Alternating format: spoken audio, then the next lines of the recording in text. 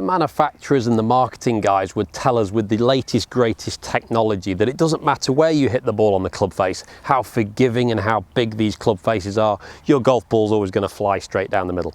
But we as golfers know differently, don't we? We know from the feel of our golf shots that there's a sweet spot and then there's an off-centre golf shots. And those off-centre golf shots are not destined to always fly straight down the middle.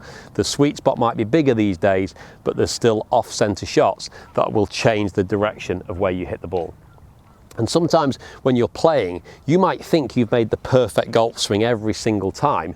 One shot down the middle, one shot over there, one shot over there, and you don't know the difference. But the difference might simply be whereabouts you hit the ball on the club face. But if you don't know that and you don't acknowledge that, it can be very difficult to diagnose what fault you've just had.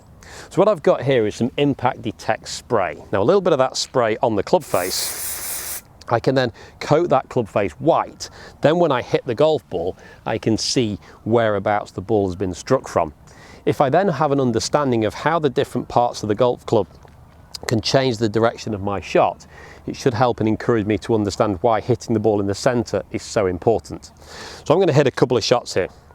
Let's try and hit these deliberately wrong, okay? So if I deliberately set up towards the toe of one,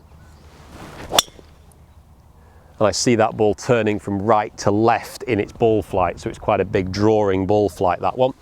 And you'll notice that one hit towards the toe of the golf club. I'm then going to deliberately hit this next one from the heel, so I'm going to move in my setup position, hit the ball out of the heel, and that ball has a big left to right motion down the left hand side. And I've hit that one towards the left side. Now it's a little bit more centered than I was probably aiming for, but it is towards the left side of where the middle is here. Now, the issue with having the ball there is those two shots are quite different in their locations, and that is going to create a big difference in how the ball flies, just purely to how the golf club reacts to the club face and the ball. So what we need to understand is a thing called gear effect. Now, gear effect is the principle that the golf club will move at the point of impact, and as it moves, it's still contacting the golf ball. So a microsecond impact, when the collision happens, if the club face isn't hit from the centre of gravity, it'll twist. As it twists, it's connected to the golf ball, and they change in their direction. Now, if that's the club face and that's the golf ball, if the club face moves one way, the gear effect happens and the ball moves in an opposite direction. So you can imagine if I hit this ball from the toe, the club face would have twisted back this way at the point of impact. That would be the club head doing that, which means the ball did that, producing draw spin on the golf ball. And likewise, hitting towards the heel in that second shot, the club face would have twisted inwards slightly. Twisted inwards spins the ball in the opposite direction. So the ball will pivot around the centre of gravity, the club will pivot around the centre of gravity, toe and heel. As it hits the toe and the heel, it twists the ball flight in the air.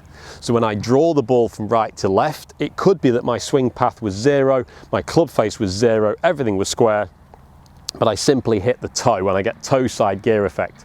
If I did the opposite thing and hit the heel, even though everything was neutral and square, it could have faded the golf ball slightly from left to right.